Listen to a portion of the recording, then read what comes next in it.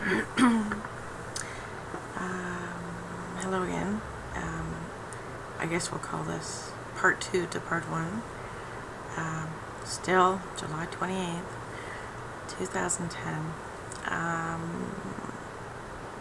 I just did my first video and I realized that there was information missing. Things that I would like to know, like how long did the process take?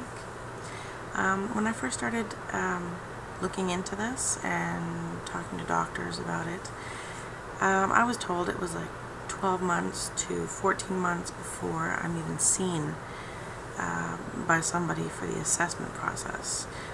In Ontario, they like to put you through an assessment process. I don't know if it's common or not elsewhere, but you are to meet with a social worker, a dietitian, an information session, and there was something else. I'm not sure. I don't know. Try to find it for next time. And then you have a consultation with a surgeon. So I had a consultation with a surgeon today, and my referral, I asked my endocrinologist, because he's the one that was helping with the diabetes. Him and my diabetic nurse and diabetic dietitian. And I brought it up to him, that I came across it and that I would need a referral and how, what he thought about it. And he said, great, sounds like a great idea. He didn't bring it up to me. I'm wondering if there's some unspoken rule that they're not to bring it up to patients, but whatever, I brought it up. And he absolutely endorsed a referral.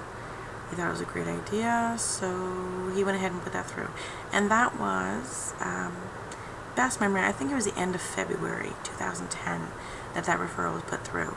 So I was counting like from then 8 months to a year, trying to be hopeful that I would get these interviews and appointments set up.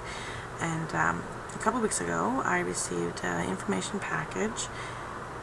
They were asking information about me, so I filled it out, just like a questionnaire about my history medically, and about my weight, how long I've been struggling with that,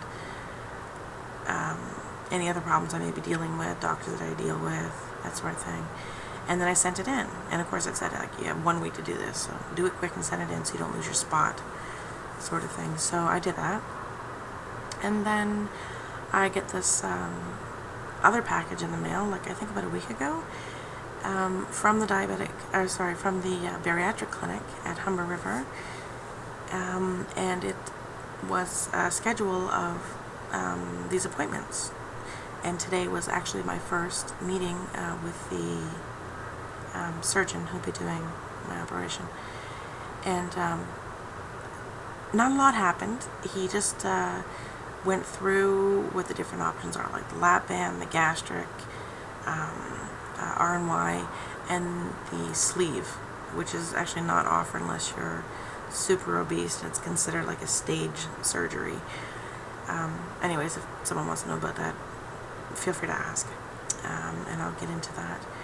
But so that was basically it. It was I thought that was kind of odd. I mean, to me it seemed odd.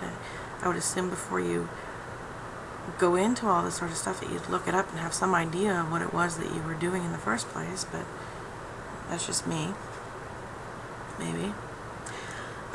So anyways, I went in, I had my appointment, and 15-20 minutes later he says, okay, well, it sounds like you're a good candidate for this surgery. I have excellent blood pressure. It's actually like optimal. It's better than the healthiest of people, which is strange, but I'll take it. And my BMI is 42, and I meet the comorbid conditions because of my health problems. I have aside from diabetes, I have cholesterol issue, thyroid,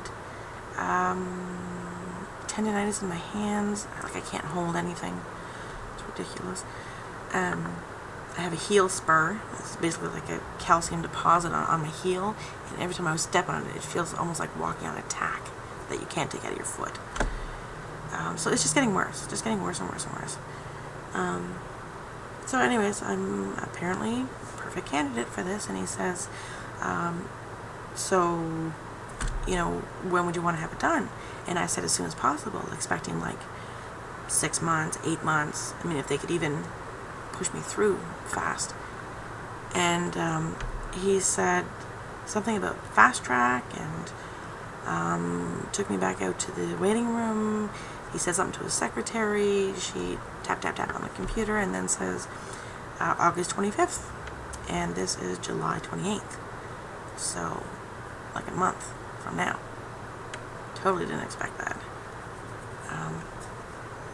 Got over the initial shock. I mean, I'm excited and I'm scared, because this is surgery. It is surgery. It's serious. You're altering your body. But I sort of say, the way I see it is like, I'm dying slowly now. Can I live through another 10 years like this? Will I live through another 10 years? Or do I do something about it now and start living, So, still a tough decision, but I just keep thinking,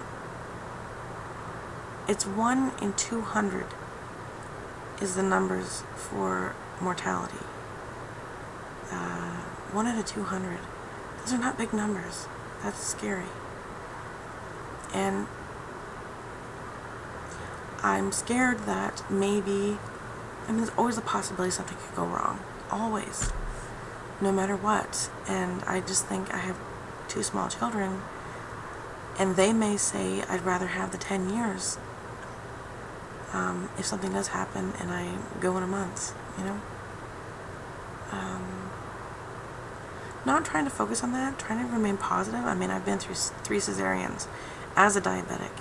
I've healed very well. They were all uneventful. And that's major surgery. So maybe I need to stay away from the web pages and scary stories about this stuff. I mean, I know the risks. I don't want to live in a bubble, but I believe in mind over matter a lot for a lot of stuff. So just gotta remain positive. Anyway, I could talk forever. So I'll talk to you later. Bye.